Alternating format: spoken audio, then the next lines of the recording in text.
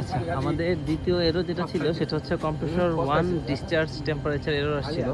তো আমরা এসে যখন নিজের কভার নিজে মারতেছে। আমরা দেখছি যে আমাদের এখানে ইঁদুর কাটছে, এই যে নীল তারটা যেটা আছে সেন্সরটা ভিতরে গেছে, ওইখানে এই যে এই জায়গা থেকে এটা কাটছে। তো এখান থেকে কিছু অংশ কেটে রাখছিল, তো এটা আমরা কানেকশন দিতেছি। বাকি সব কিছু ঠিকই লাগছে আমাদের কাছে, আমরা কানেকশন দিয়ে আমরা টেস্ট রান দিব, আশা করি হয়ে যাবে। আচ্ছা, আর এই ইউনিটটাতে যে ছিল F5 কম্প্রেসর ডিসচার্জ টেম্পারেচার যেটা এরর ছিল, এখানে এই জায়গাটাতে ইঁদুর কাইটে ফেলছিল। পরে আমরা এটাকে আবার জোর দেওয়ার পরে আবার ইউনিট চালু হয়ে গেছে, এটা চলতেছে।